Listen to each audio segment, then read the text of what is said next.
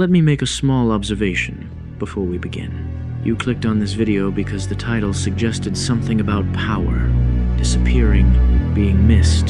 That's the assumption you walked in with. I'd like to challenge it. Not because it's wrong, because it's incomplete. Think about the last time someone went quiet on you. Not dramatically, just quiet. Fewer messages, slower replies, less initiation. What did you feel? Most people say curiosity. Some say anxiety. Almost nobody says nothing, even though that would be the honest answer if the person genuinely didn't matter to them. That's interesting, because it means the reaction to someone's absence isn't really about the person who left. It's about what their presence had been doing for you the whole time, quietly, in the background, without your notice. Here's a small experiment. Not one I'm asking you to run, one you've probably already run, without realizing it. You stop texting first. You wait. Two outcomes are possible. Either they notice, or they don't. If they don't notice, you learn something. If they do notice, you might conclude they missed you. But that's only one explanation. There's a second. They may not have missed you.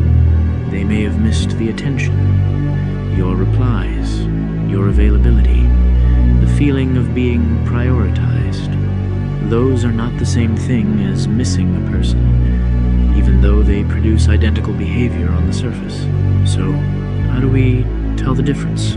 We remove the attention again, later, and we watch what happens the second time? If the pattern repeats, if they only reach out when contact drops below a certain threshold that's not longing, that's a habit responding to a missing input, like checking a phone that stopped buzzing. I find that people rarely want to know which one it is. They'd rather keep the ambiguity, because the ambiguity feels better than the answer. I wouldn't, not because I'm braver, because I'd rather have accurate information than a comfortable guess. If you're interested in this, actually testing what your relationships are made of, instead of assuming I run a Discord where we talk through cases like this in more detail, links in the pinned comment. Now, back to the reasoning. Let's talk about what disappearing actually means, because I think you've been given a simplified version of it. The simplified version says, stop talking to everyone. Become mysterious. Let them chase you. That's not analysis. That's theater. And theater requires an audience that's already paying attention, which defeats the purpose before you've started. There's a difference between withdrawal and what I'd call strategic absence. Withdrawal comes from somewhere emotional, resentment, avoidance, a wish to be pursued. It's reactive. It's still, in its own way, a performance for other people, just an inverted one. Strategic absence isn't performance. It's subtraction. You simply stop supplying signals you were supplying automatically, and you observe what depended on them. If you always reply within a minute, replying in 3 hours is not coldness. It's a variable you've changed in an experiment you didn't know you were running before. If you always explain your decisions, saying nothing after a decision will tell you exactly who required the explanation and who required only the outcome. If you post your life daily, stopping doesn't punish anyone. It simply removes a stream of information other people had been using to feel close to you without doing anything to earn that closeness. None of this is about controlling their reaction. It's about no longer obscuring it. Let's go further, because there's a layer under this most people don't reach. Presence creates familiarity. That part's obvious. Familiarity creates expectation. People build a model of you, a prediction of how you'll behave, and they stop updating it once it's convenient. Once your behavior is expected, it becomes difficult to evaluate. You can't measure the value of something that never varies. A constant has no signal in it, it's just background. That's the part people miss. Constant presence doesn't just risk being taken for granted, it mathematically guarantees it, because the human brain stops registering unchanging input. That's not a flaw in the people around you. That's how attention works. You'd do the same. So, absence isn't a punishment. It's a variable reintroduced into a system that had gone flat.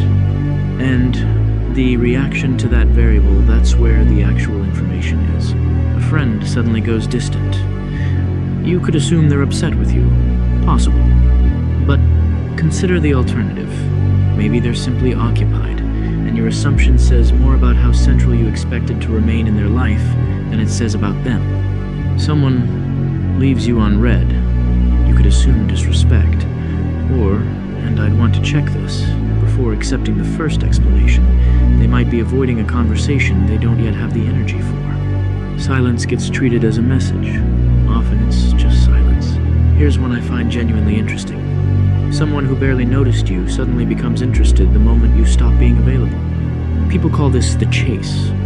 I'd call it something narrower, a response to lost access, not evidence of newly formed attachment. Scarcity gets mistaken for desire constantly, by both sides. If someone's interest only appears after your availability disappears, that interest was never about you specifically. It was about the resource you represented.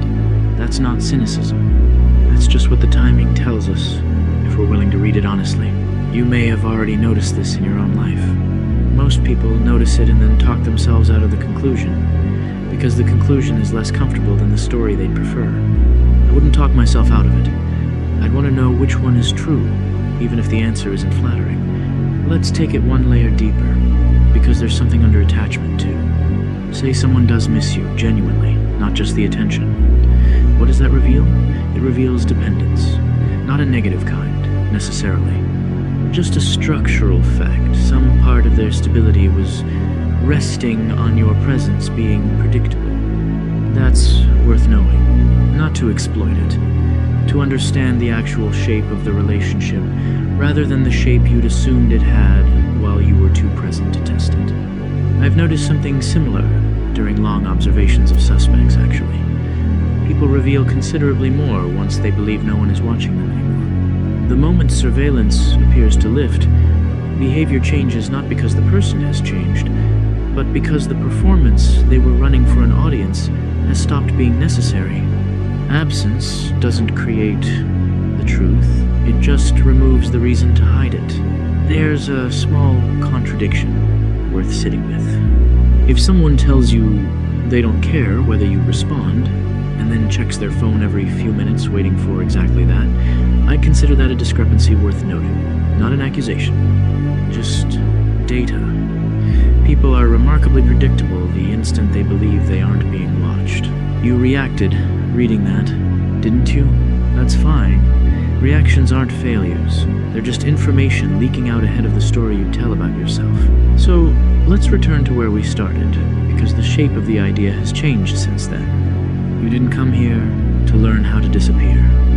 You came here because some part of you already suspects that your presence, constant, available, easy to predict, has stopped being evidence of anything. It's just wallpaper now, and wallpaper doesn't get missed. It gets noticed only once it's gone, and even then, only by the people who were actually looking at the room, and not just standing in it. Disappearing was never the objective. It's the only method precise enough to answer the question you were avoiding. What was your presence actually worth to the people around you, before you spent it every day without checking the price? That's the part worth sitting with. Not who chases you, who doesn't.